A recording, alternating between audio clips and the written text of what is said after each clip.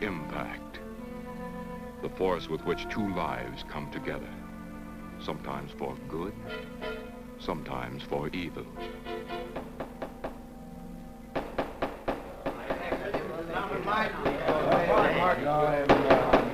I say Williams is out of line on this. I'm definitely against it. Williams Seems to forget we have our stockholders to answer to. Phone Mrs. Williams, Della. Tell her to be ready in about an hour and I'll pick her up. Yes, Mr. You phone San Rafael and see if those papers are on the way over from the executive. Yes, Walt.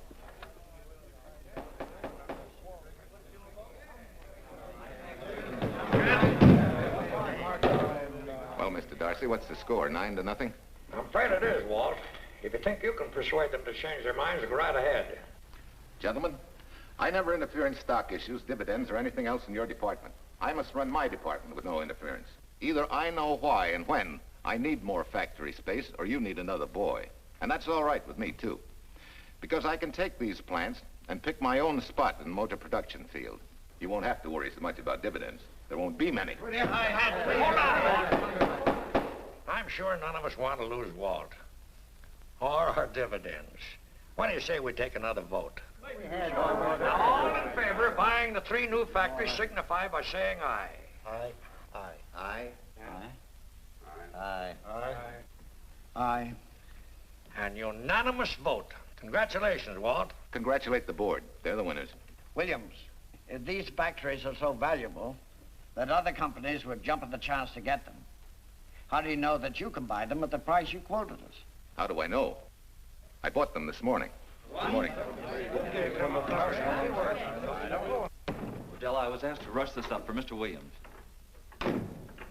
Get my wife, Della? Your maid said she'd gone to the dentist. I gave her the message. Oh, fine.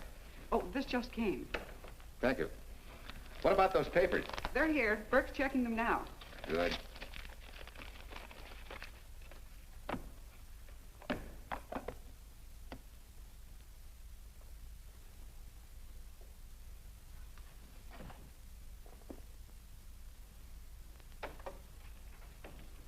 Congratulations, Walt. Take a look at Clause 4. Those provisions haven't been clarified yet. Oh, no? I wanted to leave for Tahoe right away. Get Judge Deering on the phone, will you? Never mind. I can get faster action if I run out to San Rafael myself and stick with him till I write. Yeah? Mrs. Williams on 3. Oh, put the blueprints of that new diesel in, will you? I want Jackson to see him. Hi, Duchess. I'm afraid now we won't be able to leave till about 5 o'clock. What? You're not going with me, but I counted on it. But I thought as soon as Dr. Harris took care of whatever it was, I'd feel better. I don't. Stupid thing still aches, and I certainly wouldn't be a very desirable driving companion. No, seriously, darling, you run along and buy your little factories and hurry home. I'll send you back to the office. And cheat me out of my goodbye kiss? Not a chance. I've got to drive over to San Rafael. I'll stop on the way. Love me? Bye, dear.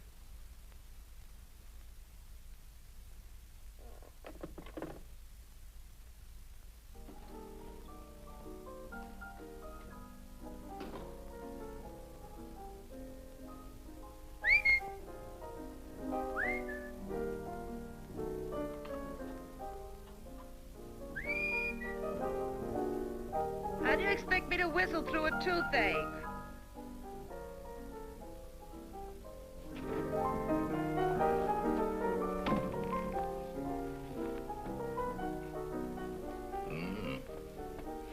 Nothing in the whole world smells as sweet as you do, Duchess. Certainly don't feel sweet. I was grouchy as an old bear. Well, old Doc Williams can give you something to fix that. Close your eyes. Relax a minute. Take a look at that and see if you don't feel better. Oh, Walt. Oh, darling, it's beautiful.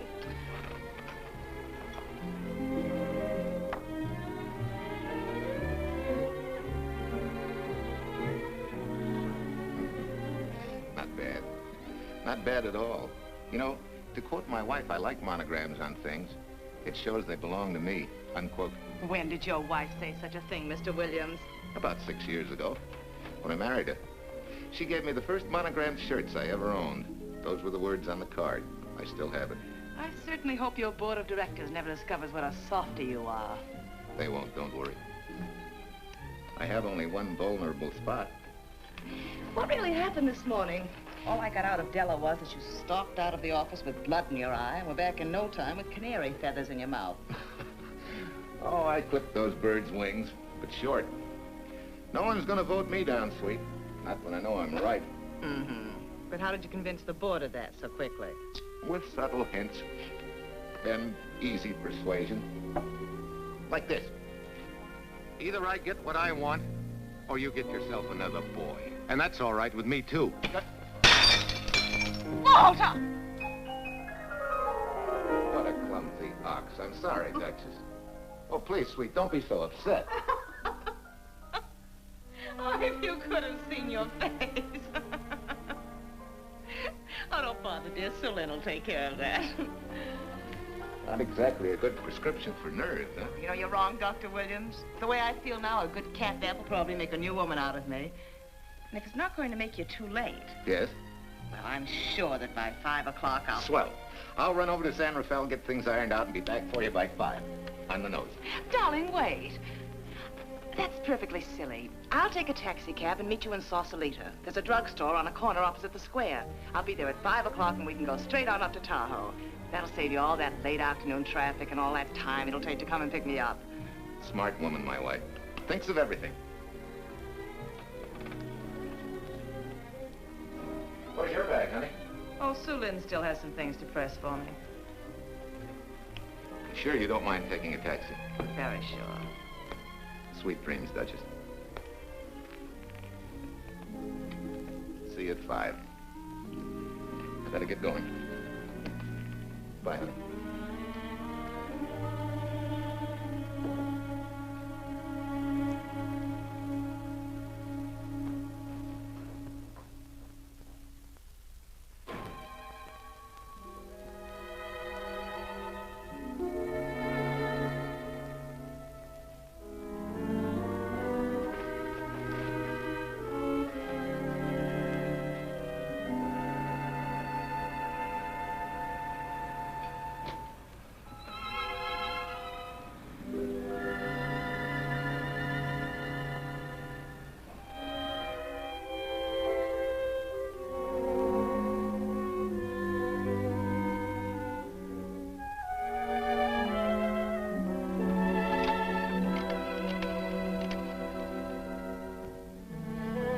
Long distance?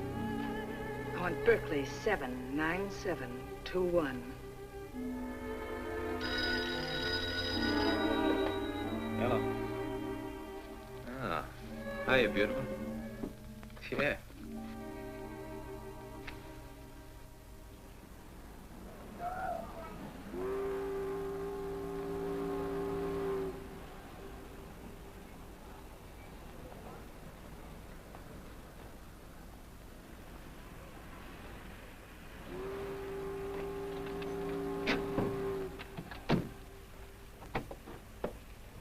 Here. Don't forget, turn this stuff over to a bellboy at the airport hotel in Oakland. Tell him to hold it for Jack Burns. Jack Burns, the airport hotel. That's right, I'll be checking in later. What do I owe you? $1.15 a hair. All this stuff back to Oakland. Yeah, here. Buy yourself a new kit. Thanks.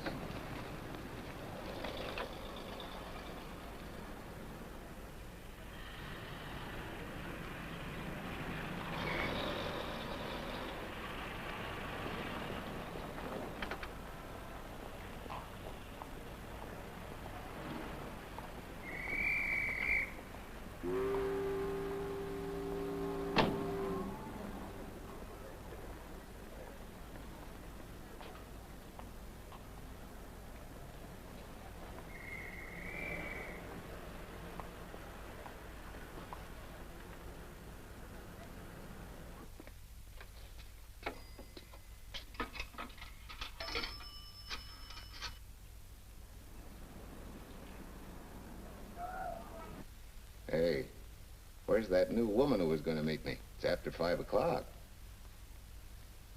Oh, gee, I was so sure you were going to be okay. maybe you better get yourself another dentist, huh? Of course I understand, honey, of course. Just to prove it to you, I'm coming right on home. No, you really mustn't, darling. I'm going to be perfectly all right, really. And besides... Besides what? Well, I've done something you're not going to like. You remember Aunt Margaret back in Illinois? You mean the old gal in Evanston? I'm way ahead of you. How much? Well, it isn't money this time. It's another relative. Her favorite nephew, Jim Torrance. All of a sudden, right out of the blue, just after you left, he telephoned me from Berkeley. Okay, Judge, I'll see him when I get back. Well, you don't understand, dear. You're going to see him right away. I'm what?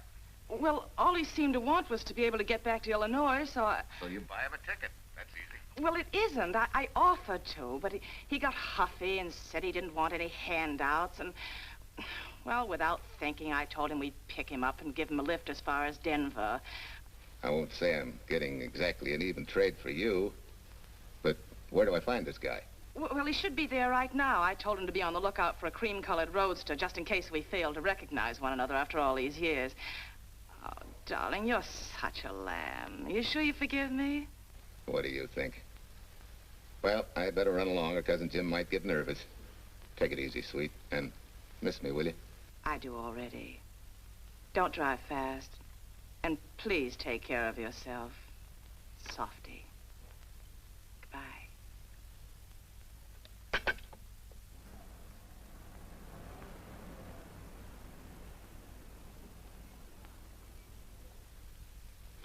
Hello, Della? Yeah, Mrs. Williams wasn't able to go with me. Now, while I'm gone, you see that she gets her roses every morning. That's right. But this time on all the cards, put love from Softy. Yeah, S-O-F-T-Y.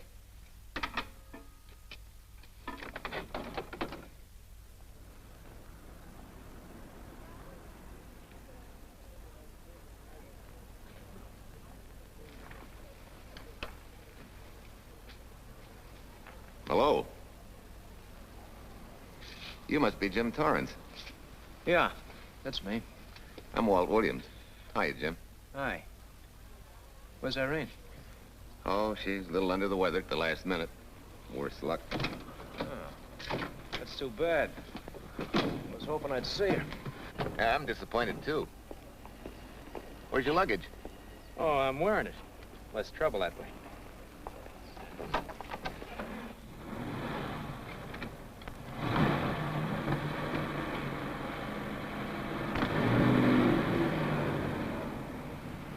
Irene tells me you're heading for Illinois.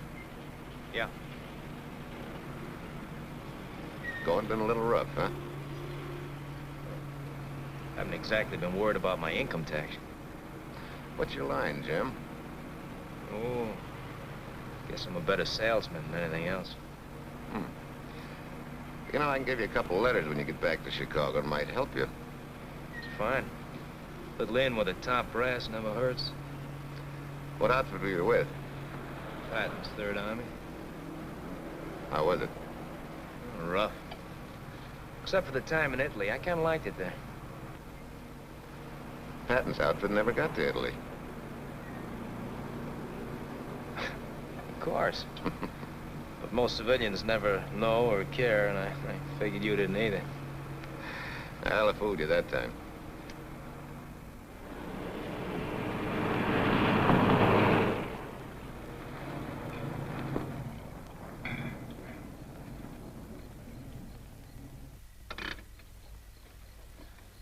Our last chance to chow for a while. How about it?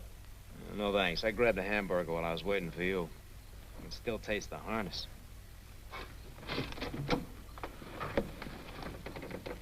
Sure you won't change your mind? No, I'm gonna grab a little shut-eye. Right.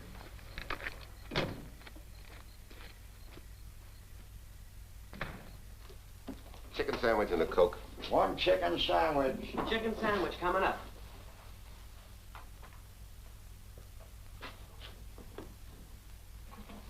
Give me change for $1, will you?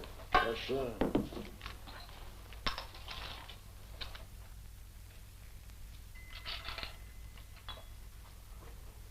Thanks.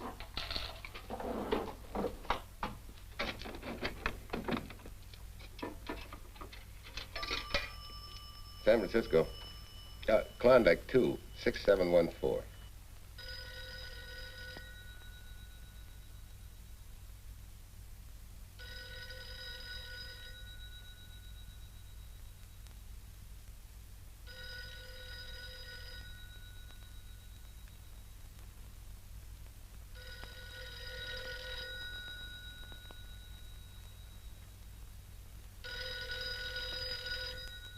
Klondike 26714 does not answer. Oh. We'll try Sutter 1, 2599, please. Bayview Apartments. Oh, yes, Mr. Williams. No, your maid isn't there tonight, sir. Well, she said Mrs. Williams was taking something to make her sleep and wasn't to be disturbed. But perhaps... No, don't disturb her. Just leave a message that I won't forget about a certain problem. Mm-hmm. I think I have it, sir. You want her to forget all about a certain problem. Softy, is that S-O-F-T-Y, sir? Softy is going to take care of it thoroughly. Is that all?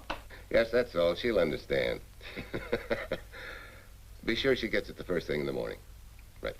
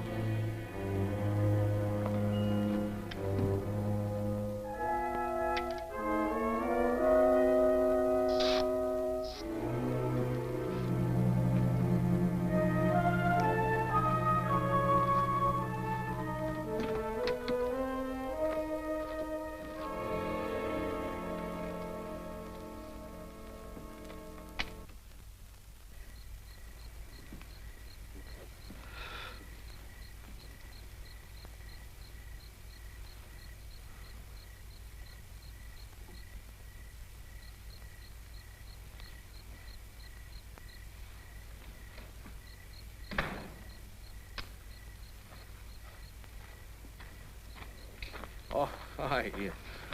It's been so long since I've been behind the wheel of anything but a Caterpillar or a Jeep, I had to find out what a real buggy feels like. Why don't you drive for a while? Oh, swell. Nothing would suit me better.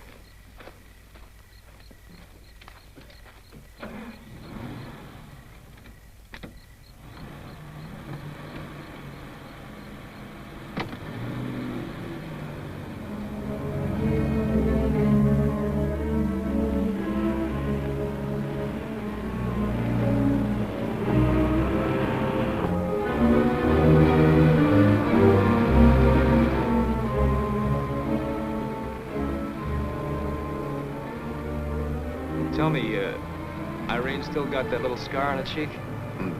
That one she got from the fall? Yeah. You can hardly see it now, though. How'd you know about that? She just got it last summer. Thought you said you hadn't seen her for years. Oh, from Aunt Margaret, of course. How else? She always sends me the news in her letters.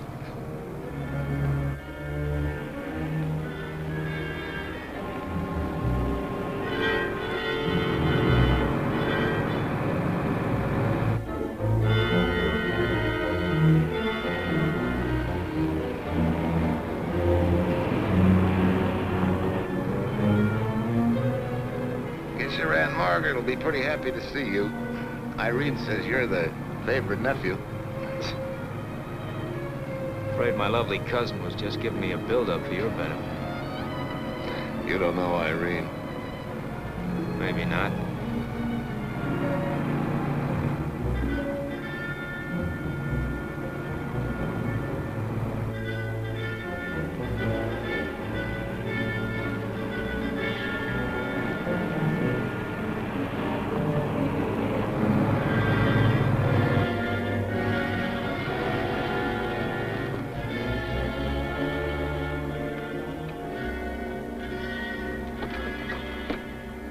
What's the matter? I think we got a flat.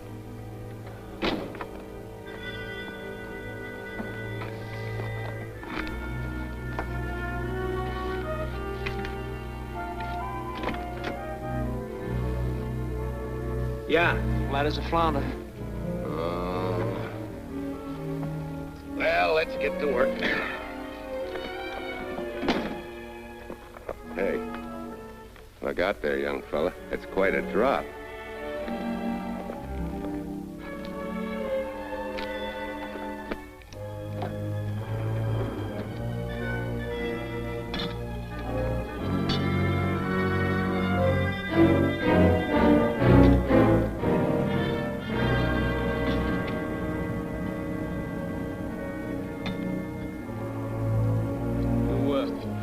Flashlight?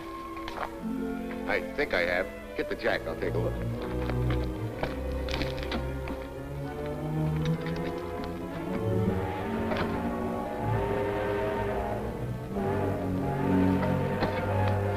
Did you find it? Yeah. Yeah, it won't be long now.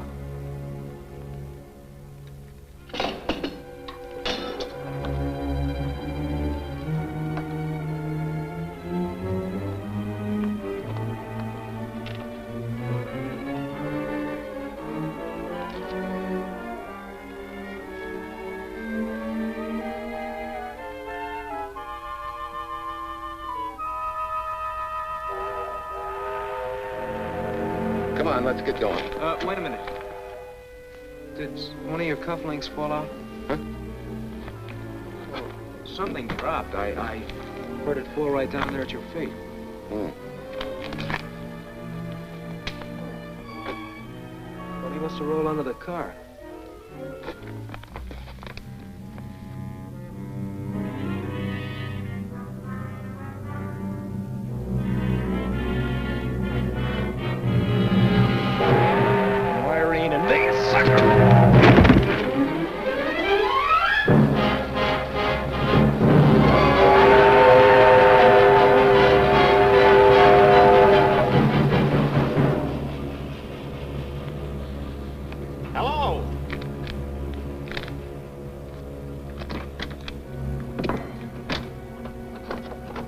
Need a hand? No.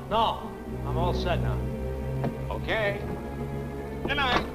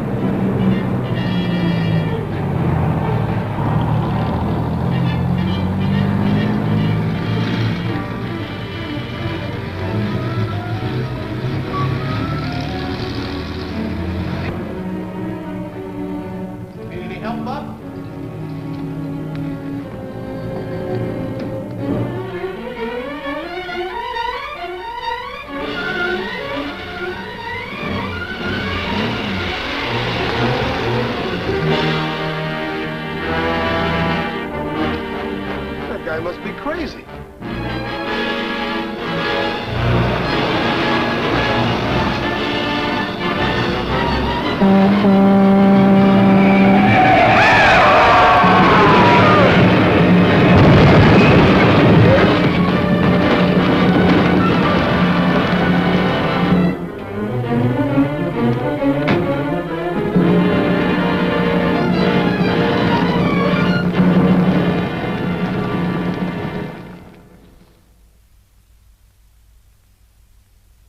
Now, in case my husband should be late and have to rush for his plane, this will be taken care of. Thank you. Tell Mrs. Burns to 302.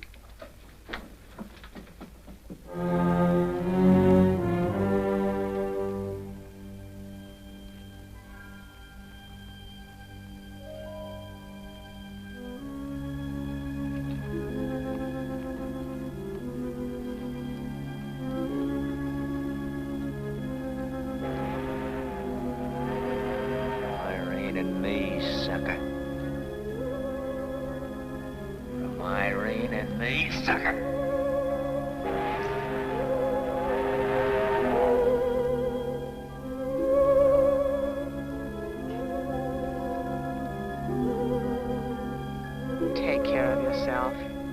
Softy. Softy.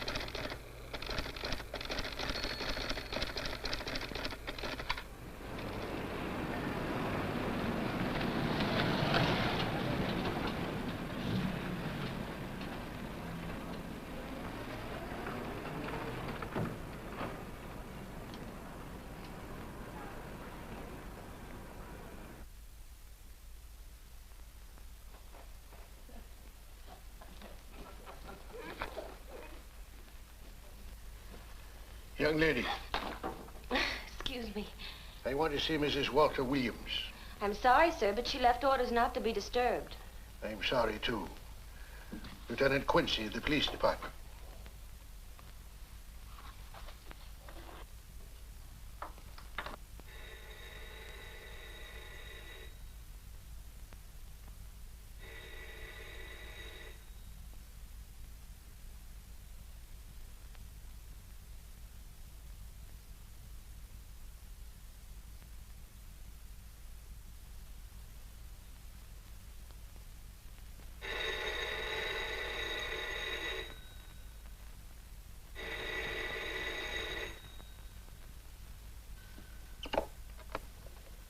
Hello?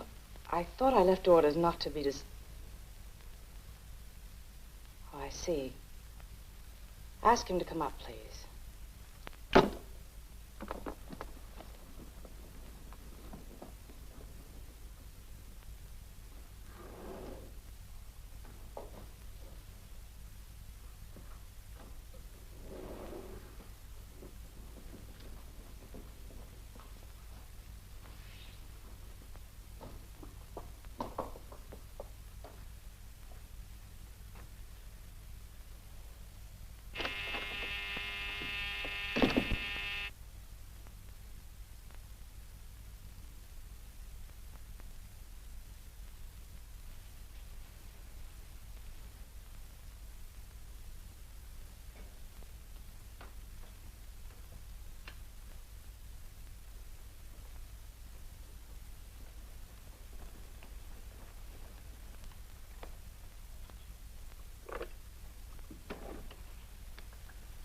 Yes? I'm Lieutenant Quincy with the police department. I'm sorry to disturb you at this hour, but... may I come in? Of course.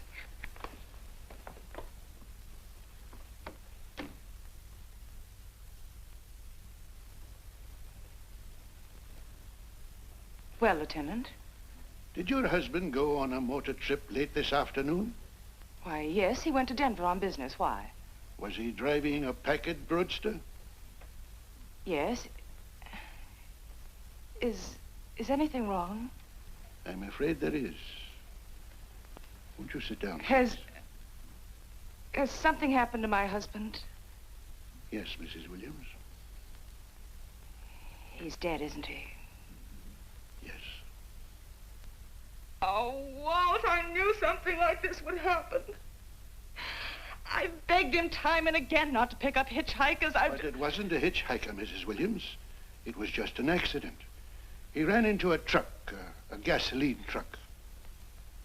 You mean there was fire? He must have been driving pretty fast. I don't think he felt anything after the crash.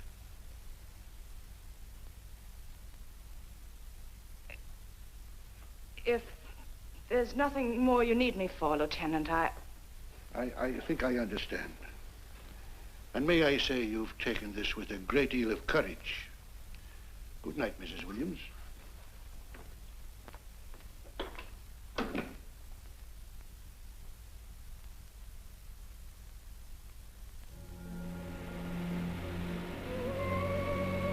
Take care of yourself. Softly. From Irene and me. Softly.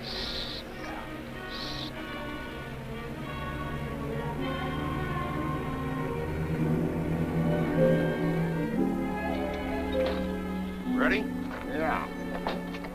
That Williams must have been quite a guy. Yeah, he went to work for Universal Motors as a sheet metal worker. Mm-hmm. Less than 10 years, he's their top production man. Well, he sure went out in a blaze of glory. Yeah. Let's go.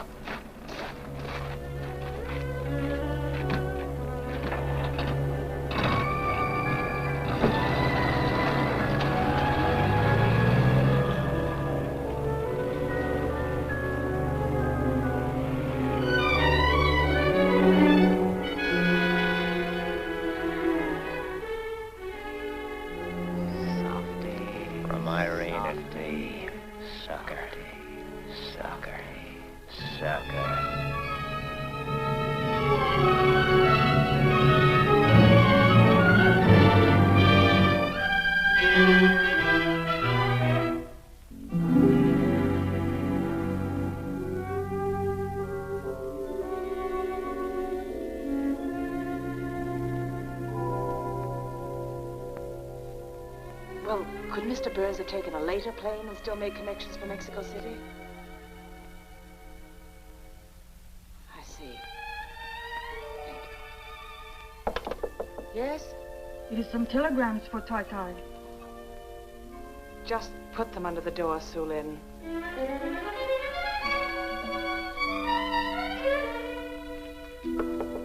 Please, Tai, a policeman Quincy most anxious to see you. Ask him to wait, Sulin.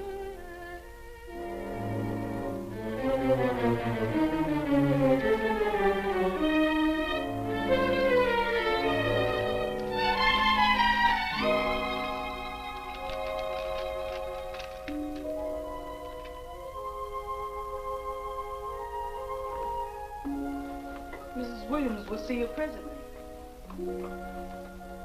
Will wait, please.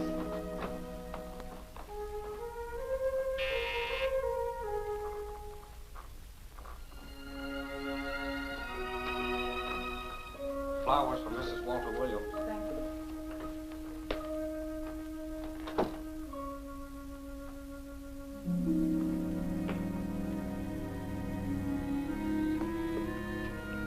Roses like Mr. Williams always sending when he's away. You seem to have been very fond of Mr. Williams. Sulin is honored to have served him 5 years, and he... I'm sorry to keep you waiting, Lieutenant. I wouldn't be disturbing you again if it wasn't necessary. And I would be keeping you but a moment. You're being very considerate. Won't you sit down?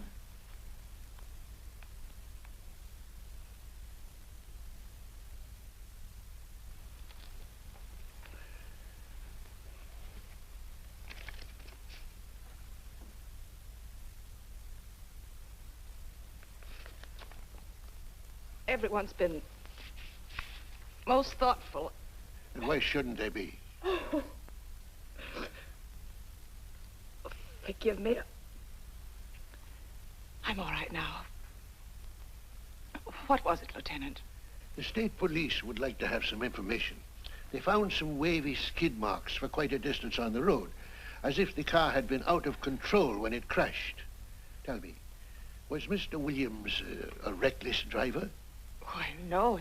He was a fast driver, but certainly not reckless. Well, was he a heavy drinker? Quite the contrary. But what about his health? Could he have had a heart attack and lost consciousness before the accident? Why, no. He was in perfect health, but he'd been working much too hard lately and was overtired. Perhaps he fell asleep at the wheel last night. Oh, poor darling. If only I'd been able to go with him last night, he might still be alive. Well, maybe so and maybe not. You mustn't blame yourself, Mrs. Williams. Fate plays an important part in these matters. Your handkerchief.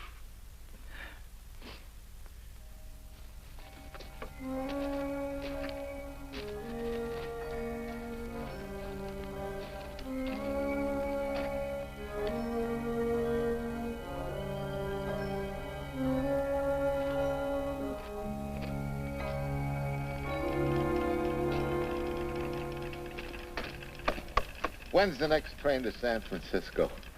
10 a.m. tomorrow. You sure there isn't one sooner? No, I'm sorry.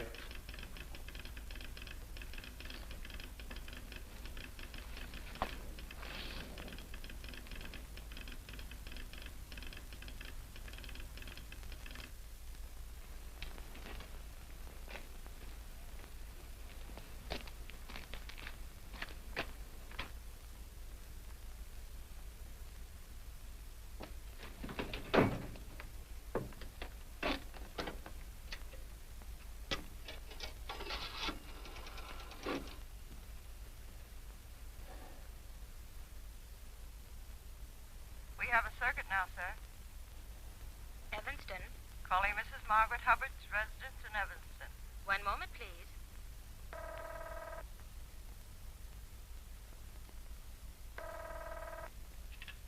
Hello? Mrs. Margaret Hubbard? Yes? Who's this? Long distance.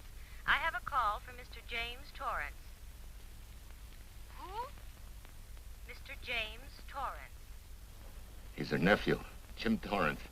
The call is for your nephew, Jim Torrance. I haven't any nephew, and I don't know any Jim Torrance. Sir, Mrs. Hubbard says she doesn't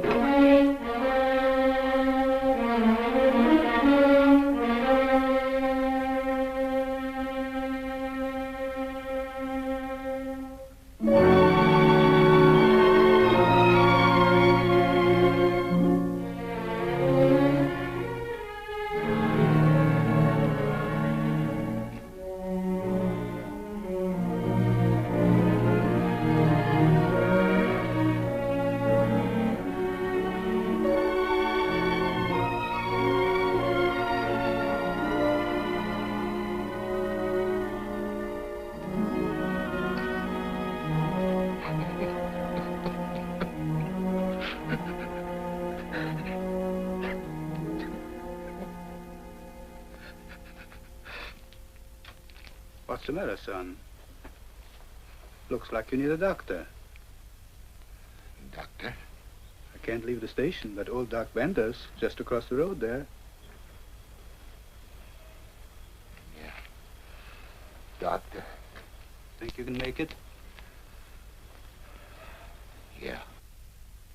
I'll make it.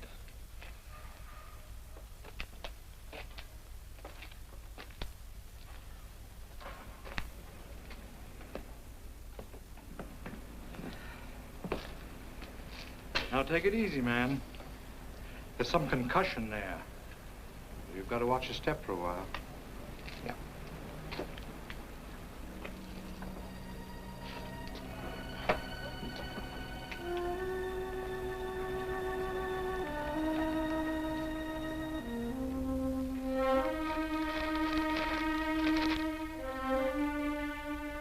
Walter Williams' beautiful widow, who by her own request sat alone in the family alcove during the service.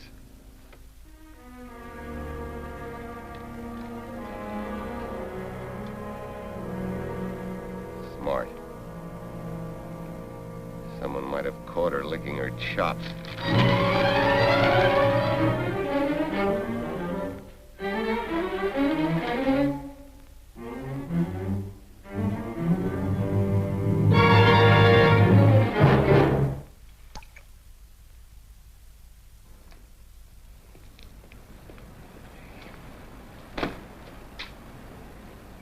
Hey, what's that?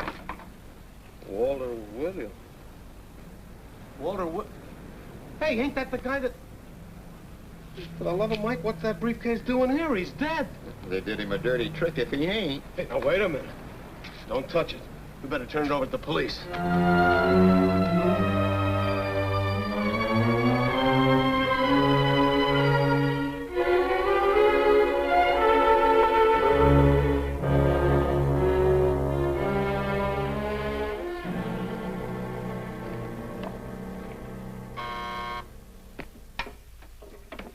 Homicide, Captain Callahan. Oh, yes, Chief. The dope just came in from Washington. The fingerprints are those of a James Torrance. Yeah, I'm putting Quincy on it. Right. This sort of opens up a new can of peas on the Williams accident. There's the FBI reporting the guy. Playing with the lady's affection seems to come natural with him. All you got to do, Quincy, is find him. Yes, that's all I got to do. Last known whereabouts of Jim Torrance was in a moving van somewhere between Sacramento and Points East. Yeah, wait a minute. Last known address, care of his sister, Mrs. Joseph Rossetti. Irving Apartments, Berkeley. Well, what are you waiting for, Quincy? Let's go. Did Torrance leave any forwarding address? No, he said he was going to send it to me. Sorry to trouble you. Oh, Lieutenant, if you should happen to hear from him, will you let me know? There's an unpaid telephone bill and a bundle of laundry. Laundry. Let's have a look.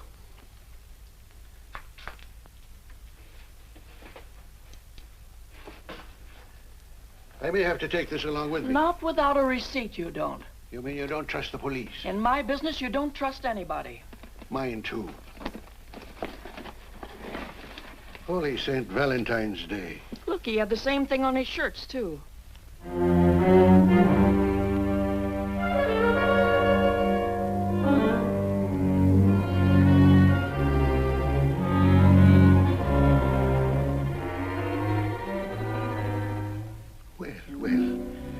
Romance in your late tenant's life. Did you ever see the lady?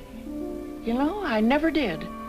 But I always knew when she'd been here, the wonderful perfume. I lay you 10 to 1 she's a rich widow. Could be. Wait, I'll get you his telephone bill. Pretty fancy stuff for a hitchhiker. Yeah, but he's a pretty fancy hitchhiker. According to the shirt maker, a certain lady in the town had these made special. And they're just like her husband's. Only his initials were WW. Sort of smells, don't it, Cal? Now take a look at this little item that was also found in the laundry. I for Irene and W for... Well, it could be for Williams, too, couldn't it? Yeah. Homicide, Callahan speaking. Hello? Oh, hello, Fitz. Hello. What news? Oh? Any luck? Both days, huh? Swell. Have it typed up and sign it. This report of Fritz will be a nice little topper for this pile. His checkup shows calls from Torrance's phone to Williams's private number, and a flock of them going the other way, including one on the 7th and several on the 8th. The 8th, in case you've forgotten, is the date of Walt Williams' accidental death. Well, that ought to be enough to get an indictment out of the grand jury. Go pick her up. I'd like to play a long shot first. It might give us 2 for 1. Well, take 'em one at a time. A bird in the hand is not going to lead us to its mate. I'd like to give the lady a little more rope. Well, Thanks. I thought you'd agree.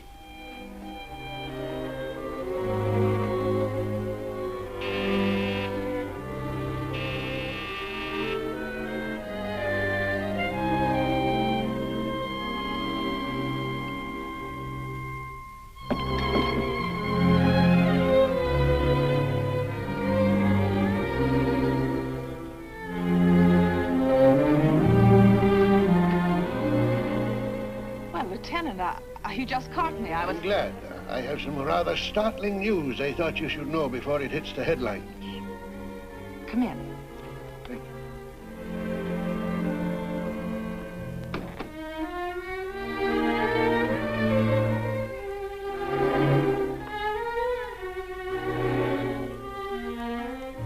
Sit down, won't you, Lieutenant? Thank you. I'm very anxious to hear about this news. It seems that your first hunch, remember, that a hitchhiker was responsible for your husband's death? Well, Mrs. Williams, you may have been right. Why, I don't understand. Your husband's briefcase turned up in Kansas City yesterday in a moving van that had stopped at the scene of the accident that night. Apparently, the murderer made his getaway in it. That explains the wavy skid marks that made us suspect your husband was ill or unconscious at the time of the crash. Yes, I suppose it does. And by now, the man is probably out of the country and never will be found. Don't you worry, Mrs. Williams. There were fingerprints on that briefcase. And as soon as we get the FBI report from Washington, his identity will be known and his description sent out on police broadcast. Oh, we'll find him all right. But just now we're keeping things quiet so the murderer will feel safe until we are ready to close in on him. Yes, I can see the wisdom of that. Yes, I thought you would understand and cooperate. As soon as we know his name, it is possible that you might recognize it as someone with a motive. There's that possibility. You know I'll do everything I can to help. I'm sure of it. Now I'll run along. You'll hear from me. I'll let myself out. Don't bother. And don't worry. Good day.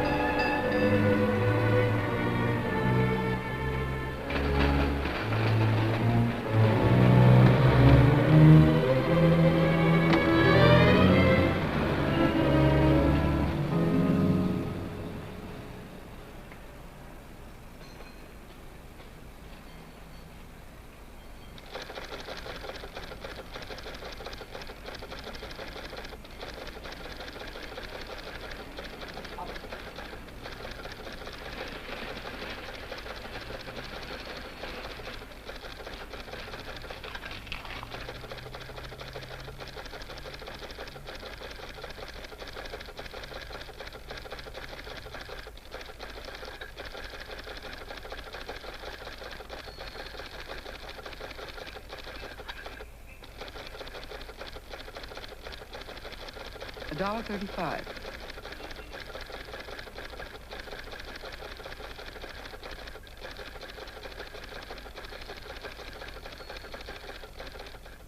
See, everything after the letter J in the first name has been obliterated by heavy writing over it. The only impress letters legible are those between words or before them, like RNS at the end of this name here, and the Hotel Santa here before the word Evanston. Well, Tom, don't you think it's about time you retired? Why, there isn't even evidence there of Mrs. Williams' intent to communicate with Torrance. And who do you think should be the path to the telegraph office to wire to? The League of Decency? I'll tell you what I think, that you should have brought her in when I first told you to. By the time we get her now, she'll have figured out a way to tip Torrance off. He'd be that much tougher to find. Not unless she's tipped him off from your office. Ernie's got her on ice waiting for you.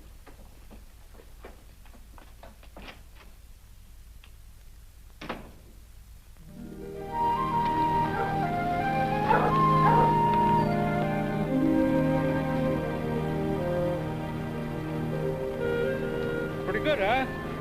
Fastest growing little town in Idaho.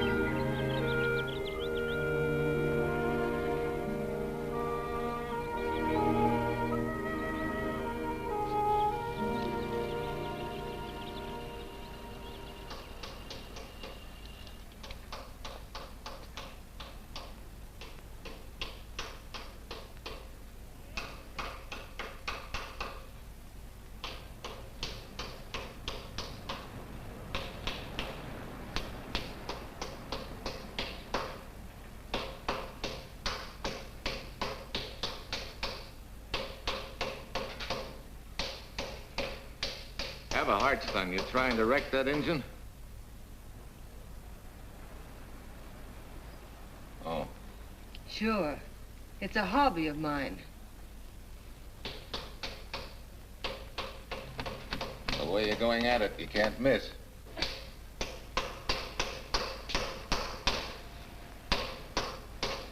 Here. I just can't let you ruin that beautiful motor. Start her up.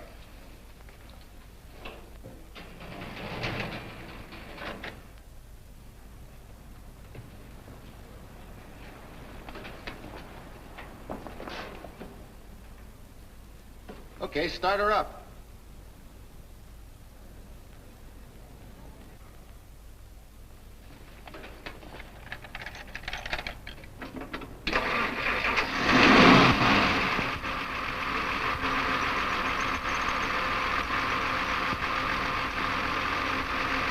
Shut her off.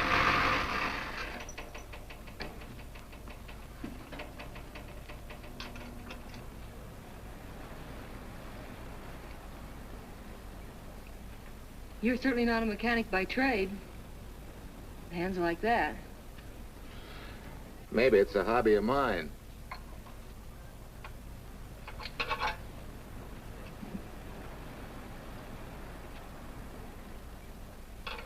Gee, what happened to your head? Perhaps I was talking when I should have been listening. Okay? Okay by me. Thanks a lot, Hill. So long, Marcia. Bye. He's all right now. You better lay off though till the boss gets back. I'm the boss. I guess the new cars are a little bit over my head. Now, with a jalopy, it's different. Aren't there any mechanics around here you can hire? No, they all went over to the new factory in Mansville. I guess they got better wages. Tough break. Yeah. How much do I owe you? Oh, forget it. Well, I'll be shoving along. Well, at least have a cook in the house. You might as well. Marcia, can I use your phone a minute, please? Sure, help yourself, Uncle Ben. Never rains but what it pours. 650, please. Flat tire this morning. Now the danged engine stalled on me. Nice and cold. Wilson's garage? No, I did not give you the wrong number. Fine thing using my phone to cheat me out of repair bills. Aren't you ashamed? You gave me the wrong number. 650, please. You're a nice girl, Marcia Peters, and your ma's a fine woman. And I'll always buy my gas and oil here. But you ain't never gonna tinker with my car again. Busy? Busy. Always busy. Yeah. Wait a minute. We're not so busy. Would you like to do another good deed and give Uncle Ben a hand? Why not? Where is your car, mister? Maybe I can help you. Why, are you a good mechanic? Very good. And very reasonable. Well, just what you need, girl. Better hire him. It's an idea, Uncle Ben. Come on. Thanks for the Coke. Sure.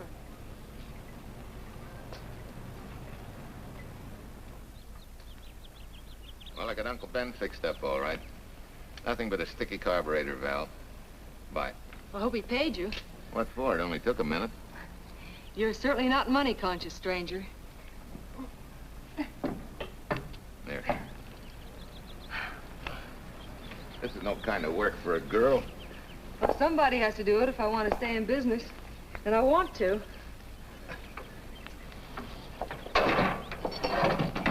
Must be some business that you're better suited for. Couldn't you lease this place to somebody? Sure. I did while my husband was overseas. But when he was killed in Okinawa, well, we'd made a lot of plans for the future here. And I had a hunch he'd like it if I took over and tried to make a go of it. Takes more than a hunch to do that. I got along famously. Business has been fine until lately when the help got short. Could be again. If I had a good mechanic. Yeah. You sure need one, all right. Well, for Pete's sake, say yes or no. Do you want the job or don't you? You mean you'd hire me without knowing anything about me? You can repair automobiles. What else do I need to know? Except your name. Well? Why not? Sure. I'll try it for a while till you get someone permanent. The name's Bill Walker. Okay, Bill, it's a deal. And maybe if business gets real good, you'll want to stay. Oh, don't count on it. Where does this go, on the rack? Yeah.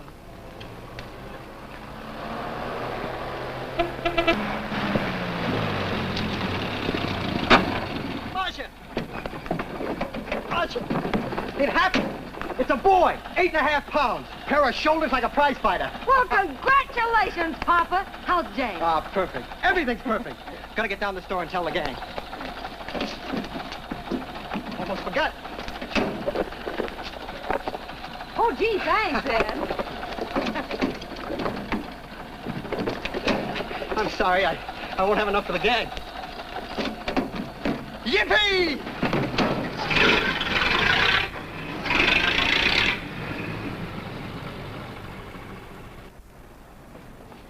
Maybe you can use this token from the slightly delirious new father. Thanks. Say, we haven't settled the matter of wages yet. Maybe I can't pay your regular salary. Suppose we leave that open till you find out how much I'm worth to the business. Doesn't seem to be any business right now. Might be a good time for me to get rid of this beard and find a place to board. We live right next door. I'll go ask Mom. She'll know of a place. Sort of a peaceful house. I noticed it this morning. Oh, gosh, I forgot. She's down helping Mrs. Wellesley with her canning. Mom finds homes for everything from stray cats... To stray mechanics? Well, you're not a stray anymore. I'll go phone. Pearl, 674, please. Hello, Miss Wessler. May I speak to Mother? Hi, Mom. I've got some good news for you. I hired a man for the station. Yeah. No. Nobody we know. He's from out of town. Needs to place a board. You got a good one up your sleeve? Okay. Says she has to meet you first to come home for supper. Huh? And you like apple or cherry pie? Cherry. Cherry it is, Mom. See you later. Oh, now I gotta get rid of this. Hey, where's the nearest barber shop? The one and only, just up 2 blocks. Tell Judd you're working for me. When you get back, we'll close up and go home. Thanks.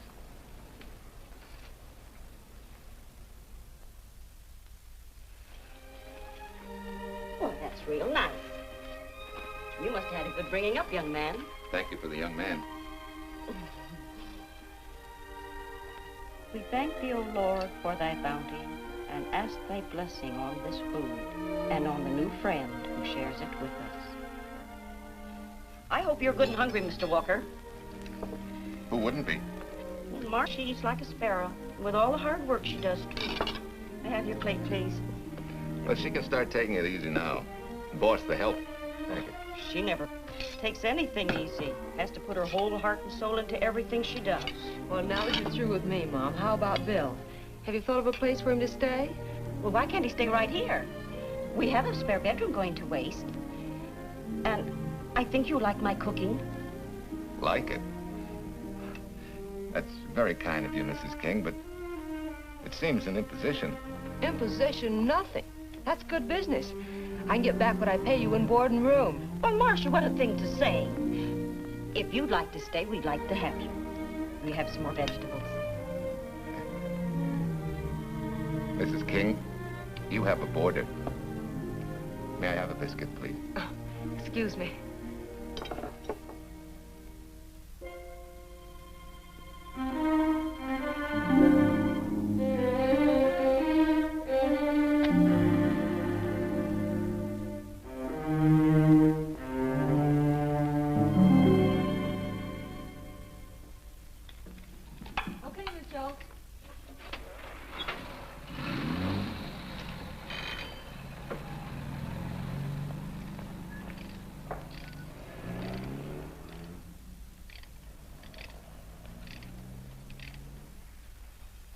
It's wonderful the way tools seem to come alive in your hands.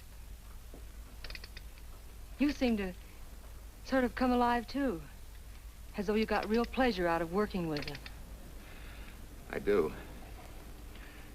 When you're doing a job with them, you can't think of anything else.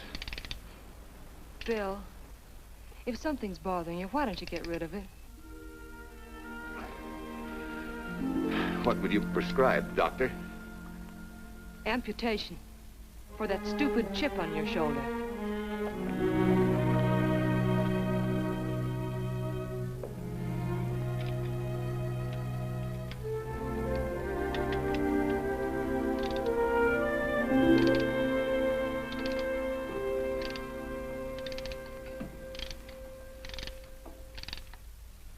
What you need is a ring job. Save yourself some money. Gee, Bill, with the baby and everything, I just can't afford it now. Oh, we'll take care of that. Hey, boss. How's Ed's credit? Good enough for a ring job? Well, sure, if I can hold Junior as collateral. Oh, not a chance, fella. Never mind her. I'll do it on my own time. Oh, thanks, Bill. Maybe we'll see you tonight, huh?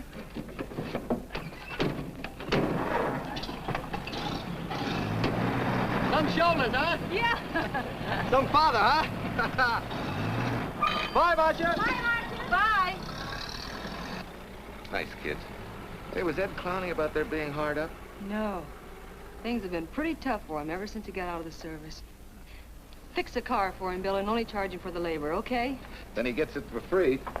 I'd already figured on knocking that off. Say, we could make it an anniversary present. Anniversary of what? Junior's arrival, and mine, 3 months ago today. Time certainly flies. That was a lucky day when you came to MP service. Your work's been bringing in a lot of business. I'm glad of that. Hated to have fallen down on Mom and you.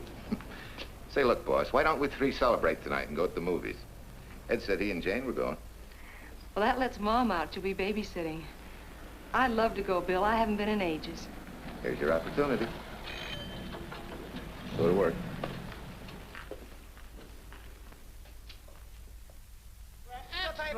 Irene Williams, held for murder. Read all Extra, Irene. This is Sheila Graham with the latest news of the shocking Williams murder case. While beautiful Irene Williams is held for trial, charged with conspiring to kill her late husband, the police are searching for James Torrance, believed to be the lover of Mrs. Williams and her partner in the horrible murder of Walter Williams.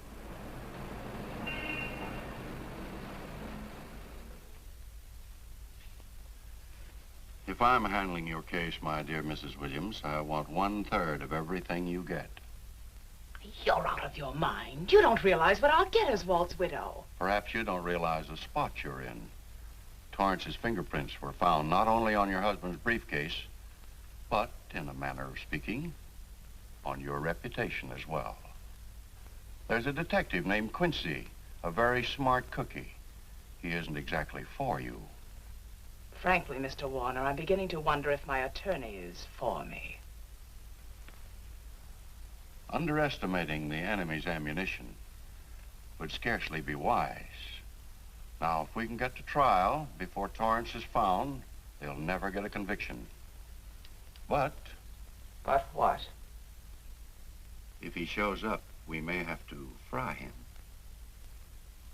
Oh, no. Let's not cross that bridge until we have to. But if it comes to a choice, we're not going to burn, are we?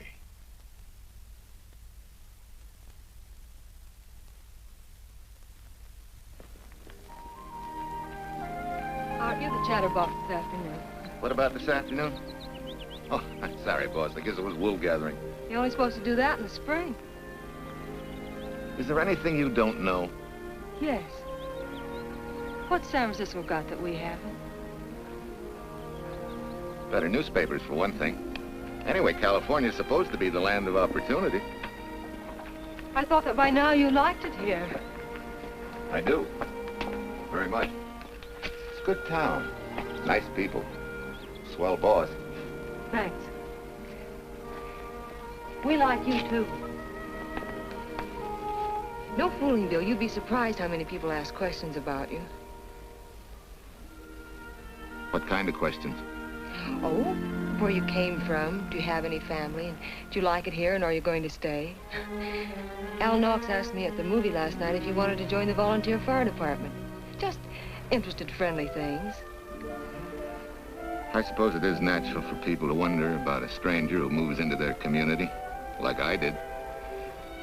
You know, I've been thinking, maybe it wasn't such a good idea, you and I going to the movies last night. It's all right being seen in the station and here with Mom, but... You get used to that in a town this size. They're always trying to marry people off. You just ignore it, and after a while they forget about it. I'll go get cleaned up for supper.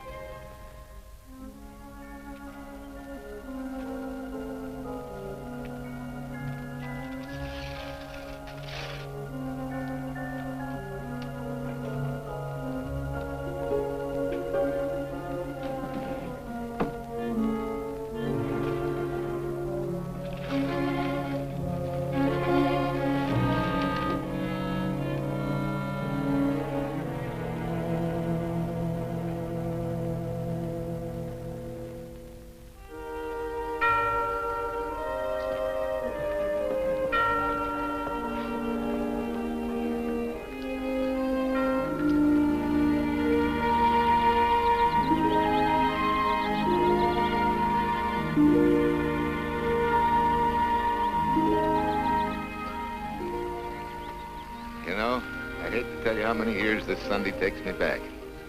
Did you always fall asleep during the sermon? I wasn't asleep, Mrs. Peters. I merely closed my eyes to concentrate. Oh, so that's what you call it. I had to nudge you to stop you from nodding. Quiet. You're disturbing my reminiscent mood. Even smells the same. Could be the same bees buzzing in the same clover. As they say, you can take the boy out of the country, but... A rolling stone gathers no moss. It has to stop rolling sometime, doesn't it, Bill? Sometime, maybe. We grow a very becoming shade of moss here in Larkspur. Don't you think? You grow a lot of nice things here. Anyone in particular? We'll have to skip the answer to that one. Someone tore it out of the book. You're married, aren't you, Bill? Yep. That's right. You must have loved her very much to have been hurt so deeply. To be so afraid of someone, even yourself. Maybe it's better that way. Then no one gets hurt. Bitterness and hatred hurt everyone. Can't you see, Bill? They're like a wall that shuts out all the sunshine from a garden and lets everything wither. Make room in your heart for something else, can't you? I guess this is my day for sermons. Sorry. As Mom would say, you never get rich minding the other fellow's business. Hey, that's a flyer. I'll be seeing you.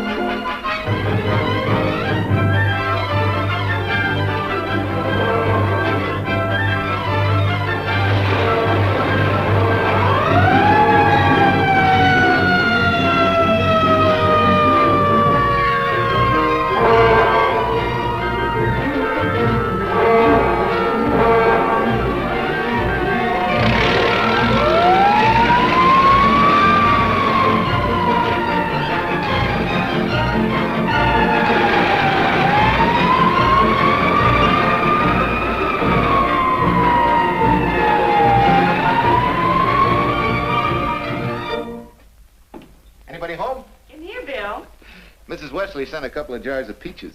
Said you helped her can them. Oh, thank you.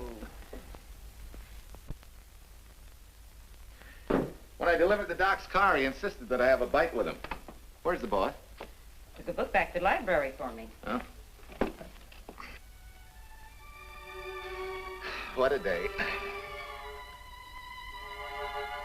Hey, what's the idea?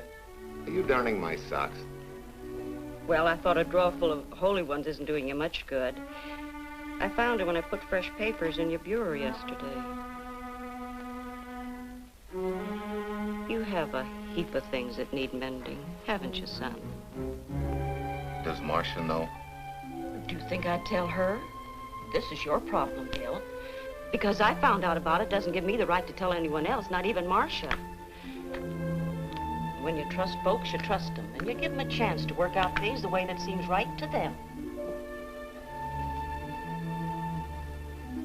How can one little woman be so big? Don't forget, it's a lot easier to be tolerant and understanding at 50 than it is at 25. Yeah, Ma. I'm going next door for a while. Grandma Thompson's ill.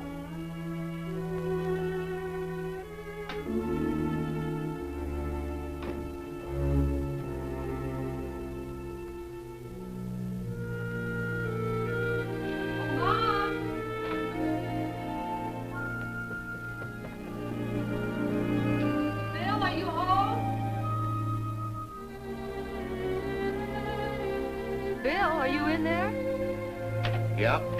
Mom went next door, Marcia. Hi. Do you work awfully late? Oh, about 6. Anything wrong? Come in. I want to tell you something. I'm checking out. Has something happened? No, just... I'm doing what I should have done a long time ago. Moving along. But why, Bill? My name isn't even Bill. There isn't any Bill Walker. I'm Walter Williams. The late Walter Williams. Walter Williams? I don't understand. You may not even after I've told you, but at least you'll know the whole story. Sit down, please.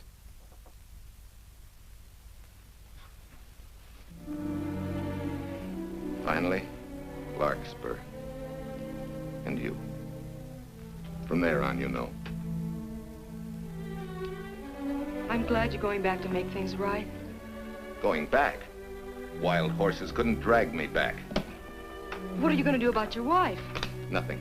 You're going to let her go to trial for murder? Oh, no, Bill. Why not? She tried to kill me, she and her cousin. But they didn't. Who says they didn't? Let them try and prove it. No matter what your wife did, she can't be tried for something that didn't happen. Oh, Bill, can't you see? You bet I can see. She deserves everything she's getting. Sorry part of it is they'll never convict her. No, Bill. The sorry part is you're not big enough to take a hard jolt to your pride and to your ego. Sure. It hurts to be tricked and cheated by someone you loved and believed in. But that doesn't give you the right to take justice into your own hands, to trample on the hearts of others and walk out on life. A barren, frustrated boyhood. A marriage to a woman who accepted my love, yet despised me so thoroughly she resorted to murder. I'll never think of our moments together without nausea. I feel stripped bare, degraded. Because you've closed your mind and heart to everything else. Even me.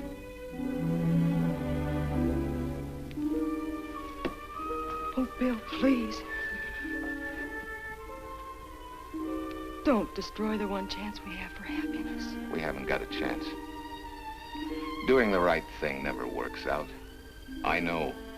In this world, you turn the other cheek and you get hit with a lug wrench. Forget me, boss. Try and forgive me.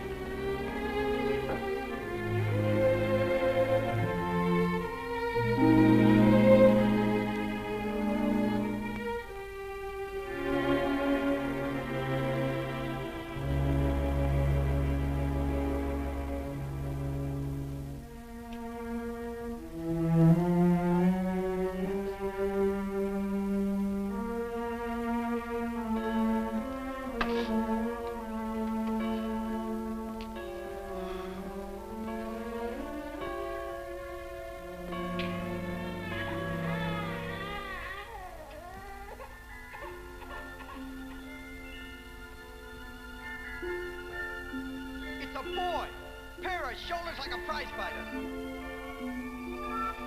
You know, I hate to tell you how many years this Sunday takes me back. You have a heap of things that need mending, haven't you, son?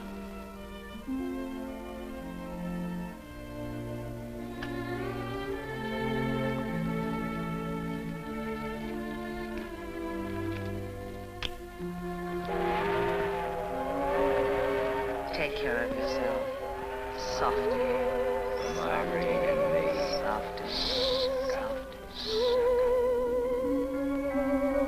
You're not big enough to take a hard jolt to your pride and to your ego. Sure. It hurts to be tricked and cheated by someone you loved and believed in. But that doesn't give you the right to take justice into your own hands. Trample on the hearts of others and walk out on life. Oh, Bill, please. Don't destroy the one chance we have for happiness.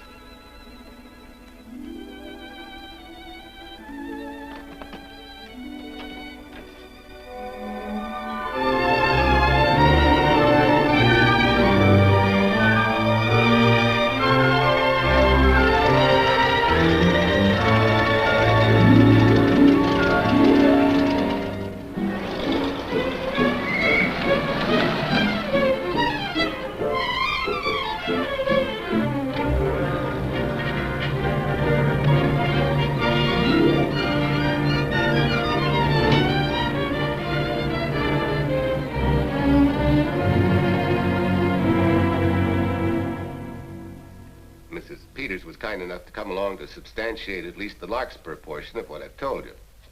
Very thoughtful of you, Mrs. Peters. Mr. Williams, when you read in the newspaper that the hitchhiker who attacked you had been, well, a close friend of your wife's for some time, it must have been a great shock to you. I didn't come here to discuss my emotional reactions, Lieutenant. If you need me for anything further, Captain, my office will know where to reach me. Let's go, Marshal. Just a minute, Mr. Williams. We'll need your signed statement for the grand jury when we ask for your wife's release. It won't take long to be typed. Yeah? All right.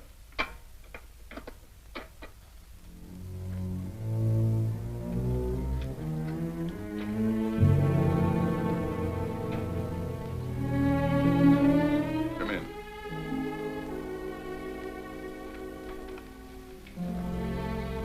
Sit down. Mrs. Williams. We have news for you. Really? I can scarcely wait.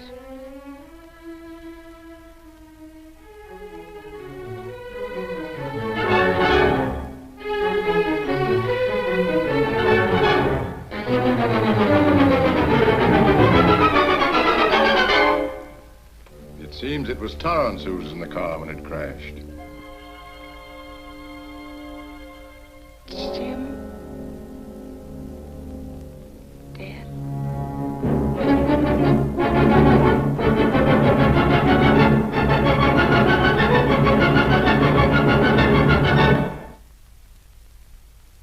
You did it. You killed him. No. He tried to kill me. Thought he had. And he ran into the truck. It was an accident. An accident? You wait all these months to tell this story. You let me rot in this filthy jail. Wait a minute. You let everybody believe you're dead. Pretty convenient, wasn't it? A dead man can't be tried for murder. Mr. Williams, perhaps your wife would understand better if you would explain to her about the amnesia. Amnesia? Oh, don't tell me you believe he had amnesia. Where's he been all this time, just wandering around in a daze? Tells us he's been in Larkspur, a little town in Idaho, working as a mechanic in a service station. Run by Mrs. Peters here.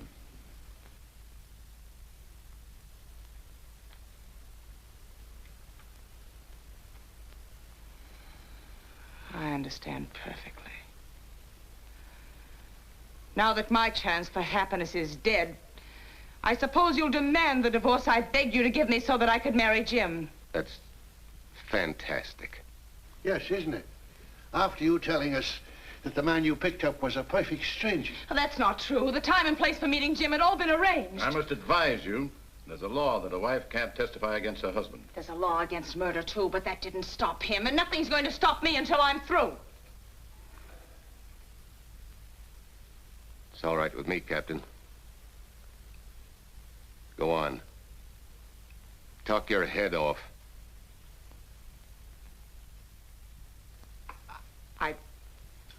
I was to have gone with him to Denver. He insisted on it, although I was quite ill. Several hours before we were to leave, he came home. There was a violent scene. He threatened to kill me unless I agreed to give up Jim. And I wish he had. This is incredible. Not one word that she has said is true. Then you have nothing to worry about. Mrs. Williams, was there a witness to the threats you mentioned? No. Unless the maid overheard. She was in the apartment.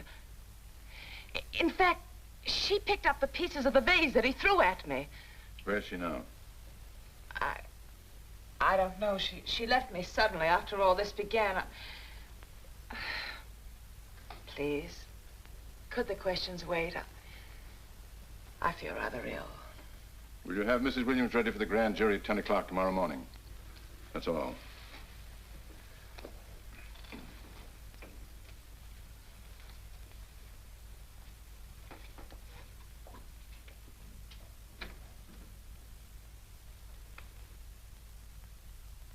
We're going to hold you too, Williams. On what charge? Suspicion of murder. But he's not guilty of any of these things. Then it should be easy for him to prove it. Take it down and book him. That fiction of Mrs. Williams must have been very convincing. No, we just couldn't buy that yarn you tried to sell us. Let's go.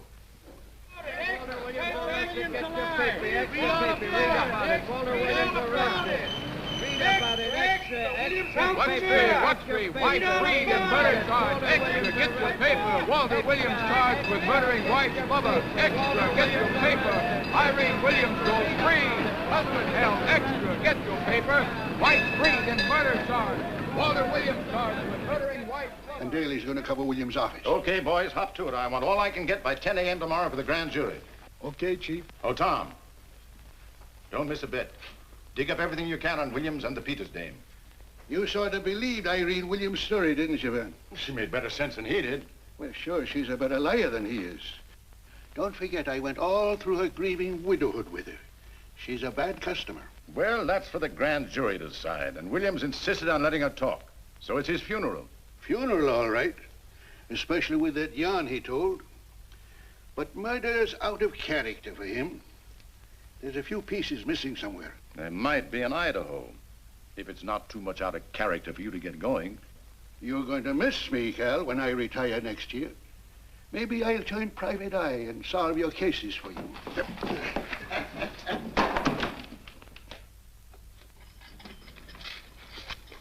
Hi, Williams. Mr. Williams? Thanks.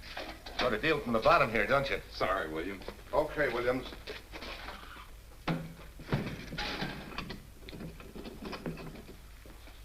Well, not very good news, judging from your faces.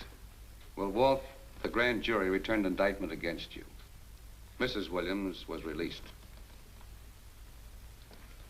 I see.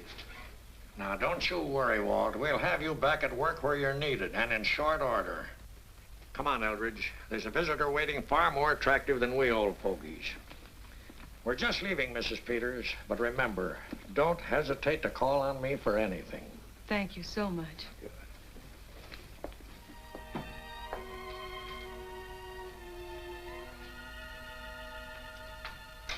Hi, boss.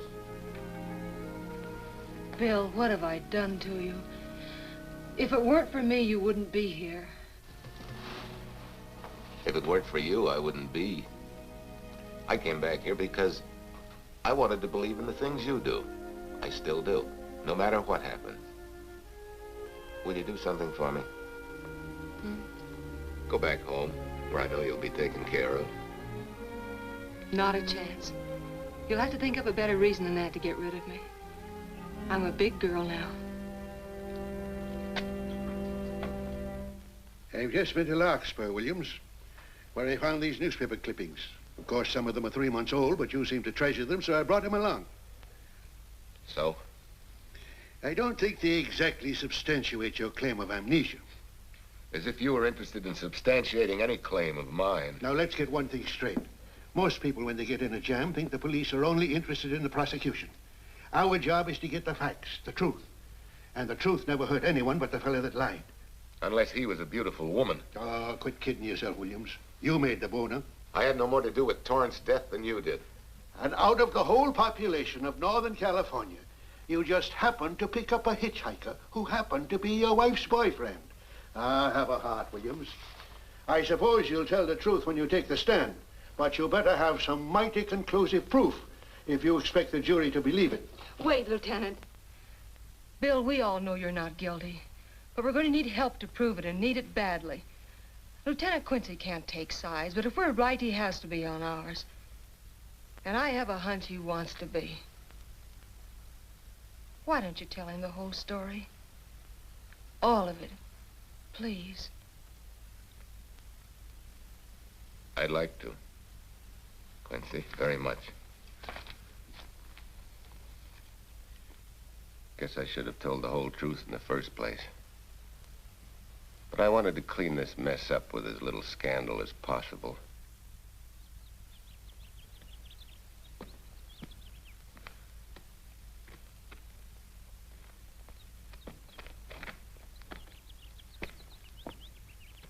Well? No sign of the lug wrench or anything. My dear Mrs. Peters, will you please stop trying to be a detective? How many times do you think the police have combed this spot for any kind of evidence? Now, be a nice girl. Take Mr. Williams' advice. Go back to Larkspur. What time is it? It's only 4 o'clock. We still have time to go back to town and go on our hunt for Sue Lynn. Now, look here, young woman. You've had me on the run since early morning. But, Lieutenant, the maid seems to be our only hope now. We've got to keep looking till we find her, that's all. That's all? Wait. She was naturalized, wasn't she? Suffering chopsticks. Quincy, you dumb flatfoot. This Sue, what's her name, was Chinese born. If her port of entry was San Francisco, there'd still be a file on her, photo and all. Let's go. Back to town. Immigration.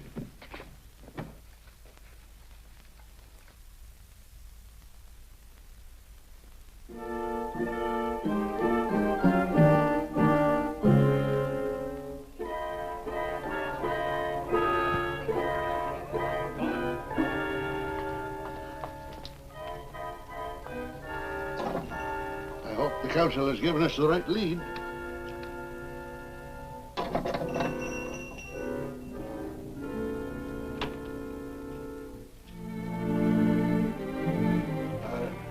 You are Singh? Understand? You savvy English? Also French, Italian, and Hebrew. May one ask what is desired? We're looking for Su Ling Chung. Our Chinese consul said you were her uncle and might tell us what she is. This daughter of my brother, has she offended the honorable police? Oh, no. They just wanted to ask her some questions about Mr. Williams, the man she used to work for. Ah Singh's heart is heavy that he cannot lead you to her. But things that are not known cannot be told. Well, if you hear anything of her, report it to headquarters.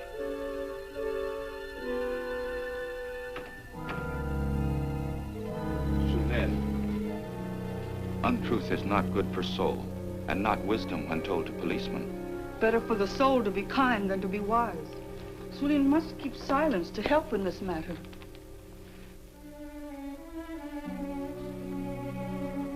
You know, you're quite a gal. In case I haven't told you lately. You're just too easily pleased, that's all. There must be a way out. Why can't we find it? Oh, buck up, boys. Tomorrow's another day. Yesterday you go to trial. Bill, I'm afraid. And the state intends to prove, beyond any reasonable doubt, that the defendant, Walter Williams, did, with malice aforethought, kill the deceased James Torrance, whom he knew to be his wife's lover.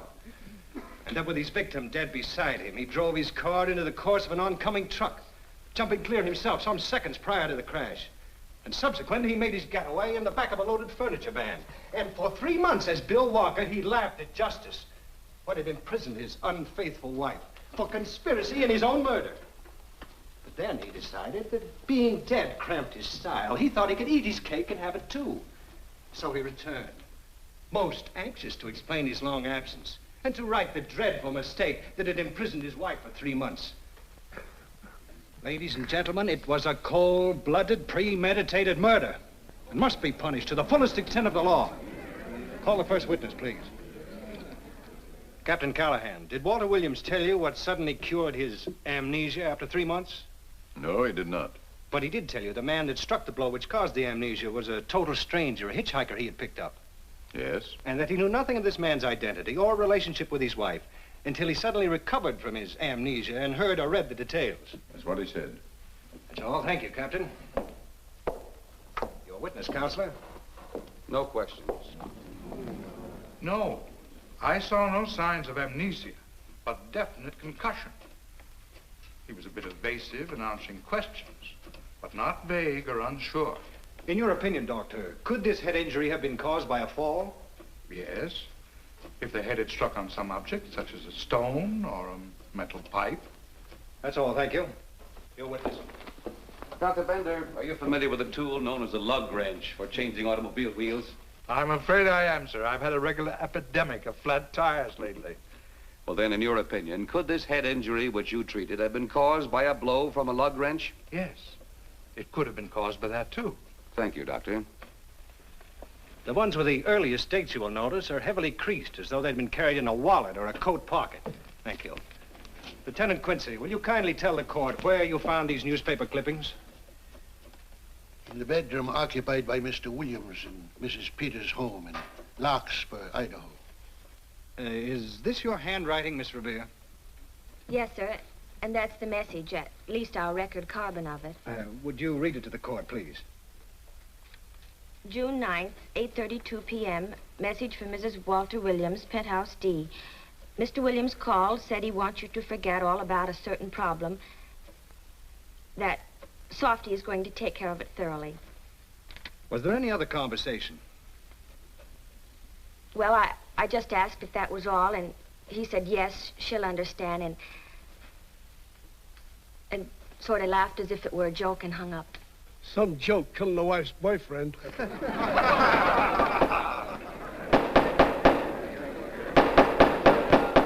is the state versus Walter Williams.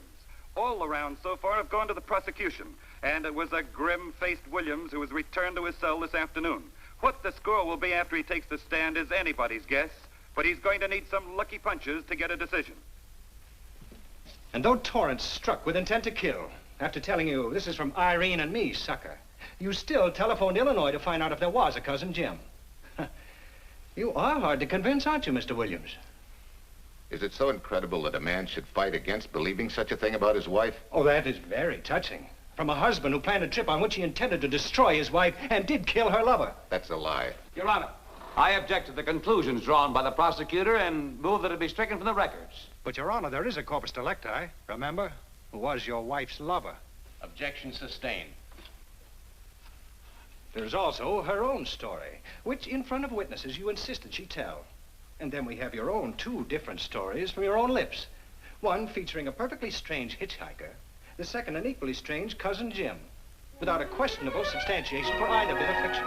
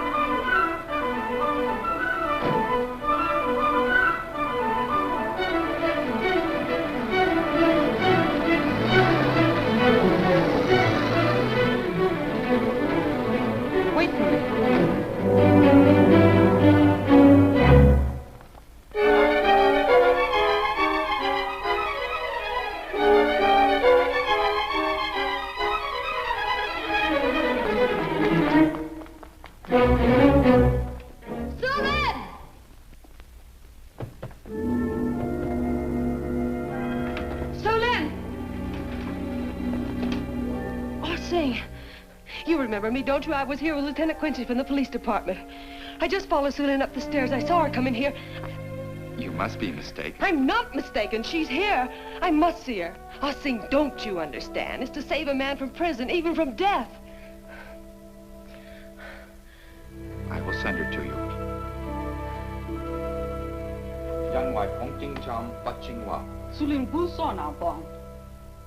Oh, Sulin, we've been looking for you all these weeks. Mr. Williams needs your help so desperately. I cannot help. You must forget that you found Sulin. Forget it? But you're his only witness. You're the only one that can help. Not as a witness. Only with silence can I repay his great kindness to me and my family in China. Why? For I heard other things. That most unhappy day. From Mrs. Williams' bedroom, his voice very loud and angry. A flower vase broken to pieces. He can explain all that. They do not believe what he's already told. That I heard anything would do harm. Don't you see?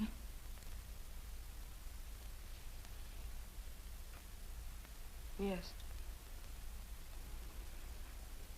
Much sorrow comes from women who know not honor and truth. And Mrs. Williams, she was not true even to that Torrance man. What made you say that? That night when he was killed. Her sickness was but wall of falsehood, behind which she could go secretly to a meeting place. You mean she went out that night? Sulin, are you sure? Yes, because next morning in her bedroom I found street shoes that had been worn. Her coat on the closet floor, with the sleeves turned inside out, as though removed hurriedly. And in one pocket, a door key to some hotel. Sue Lynn, that's it. Proof that she and Torrance had planned to meet that night after he killed Mr. Williams. What hotel was it? Oh, I don't remember. The key. What did you do with it? Returned to coat pocket. Come on. We'll get to Lieutenant Quincy. He'll know what to do. And pray, Sue Lynn, every step of the way.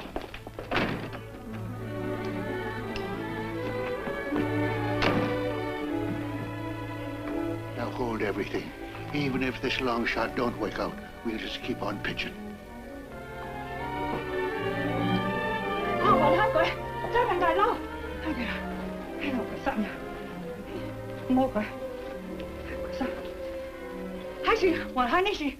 Here it is, yes. Room 302, Airport Hotel, Oakland. Maybe we got our miracle. A special little Chinese one. It is to hope that Sue Lynn was of small help to Mr. Williams. Oh, Sue Lynn. Come on, copper. Next stop, Oakland. A certain little lady's hotel rendezvous. I was on night duty then, all right, but I sure don't remember a looker like this. Quite a dish, eh? A little too highly seasoned for my digestion, thanks. Lieutenant, just found a couple of cars for room 302 on June 9th. George Baxter, checked out at noon. Mr. and Mrs. J. Burns. Room not slept in. J. Burns. Burns. Look, Quincy. The handwriting on the card is identical to that on the photograph. And here's a little boy, the same thing. The cover-up telegram to Aunt Margaret. Now look at the impressions. J here, and here RNS. J. Burns. That's the name she started a telegram to. Room not slept in. Say, I got that dame pegged now, Lieutenant. She said they'd be out of the room by midnight as her husband was catching a plane.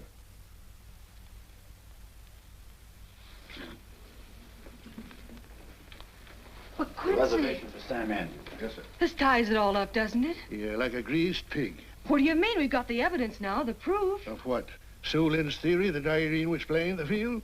This evidence only proves that she came here to keep a date with a man named Burns.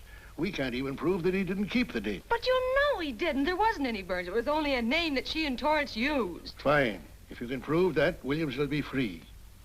But none of this will prove it. Sorry, copper, but we are just up another blind alley. Willie? Yes, sir. There's a couple of sample cases from Mr. Sam Andrews. Came up from the station this morning. Take them to Parlor B right away. Sure thing, sir.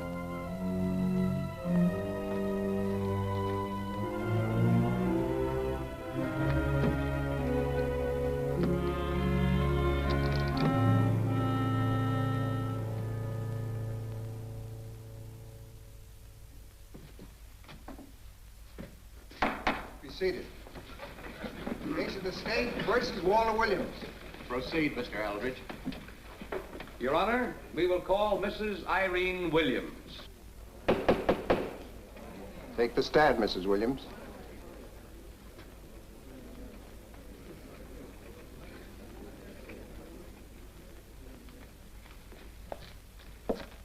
Raise your right hand.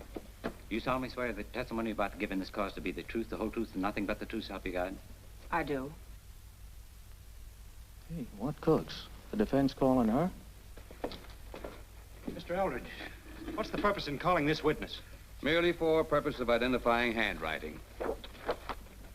Now, Mrs. Williams, this photograph of you... Was stolen from my apartment. So, according to the inscription, to Walt, my adoring and adored husband, Irene, this belongs to Mr. Williams. This is your handwriting, isn't it? Of course. I'm touched that he should have wanted it so badly. And this telegram, addressed to Mrs. Margaret Hubbard. Was that also your handwriting? It is.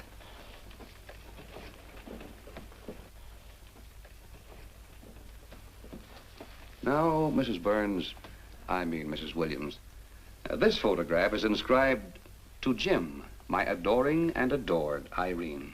Did you write this too? I see no point in all this. Merely answer counsel's questions. Did you write it? I did. And these letters addressed to Mr. James Torrance, did you write them? Yes.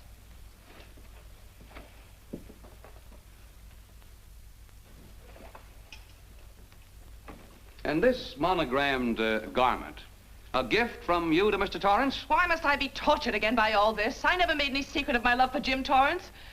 That's why he's dead. Your love for Jim Torrance. Yet on the very night he was killed, you had a rendezvous with a man named Burns, didn't you? I don't know what you're talking about. I don't know any man named Burns. I was at home that night, very ill. Oh, yes, the sleeping pills. Well, you must walk in your sleep then, for you spent at least part of that night at the Airport Hotel in Oakland, where you registered for Mr. and Mrs. J. Burns. Don't waste the court's time trying to deny it. This is the registration card that you signed at 9:20 p.m. And there's the room clerk who assigned you to room 302. And this, Mrs. Williams, is the key to room 302, which you very carelessly left in the pocket of a coat which was found in your closet yesterday. All right, I was there. Now are you satisfied? Not quite. This J. Burns, Mrs. Williams, was his first name Jack? Yes. Have you been in contact with him lately? No. How long since you've seen or heard from this Jack Burns? Well, I don't know. I don't remember. You bet she doesn't remember, because there isn't any Jack Burns, and there never was. That was an alias for Jim Torrance. And it was Torrance who was to have met you that night, after your charming little plot to kill your husband had been duly executed. It's not true. It's not true. I have bad news for you, Mrs. Williams. I can prove it's true. These pajamas, these letters, this picture, all of which you identified for the court, were found in this suitcase, which is full of the clothes and personal belongings of Mr. James Torrance. And the suitcase was found in the baggage room of the Airport Hotel, where it's been held since June 9th. And it says on this tag, in large print, hold for Jack Burns. That is all, Mrs. Williams. Just a moment, Mrs. Williams. Your Honor, in view of the evidence presented, we now ask for a dismissal of the state's case against Walter Williams. And we intend to charge Irene Williams with conspiracy to commit murder against her husband, Walter Williams. Oh, no.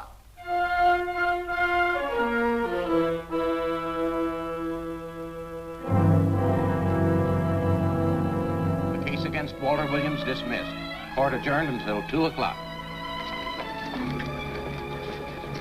Well, that's that, Walt. Congratulations, Mr. Williams. I haven't the words for it, Quincy, but we could never have made it without you. Ah, sure you could. You know, son, right always wins if you give it a little push, especially when you get a copper like this one to do the pushing. Well, I'll be seeing you. You know, it'll seem kind of strange being able to eat and sleep without someone getting in your hair all the time. Oh, fine, Walt. We're looking forward to having your hand on the wheel again. The Denver plants are waiting for you to open them. You think you can make it in the morning? How about it, Counselor? You bet you can. Oh, good. Well, I'll be running along. Well, you think you like Denver? It's okay by me, boss. Yes, impact. The force with which two lives can come together. Sometimes for evil, sometimes for good.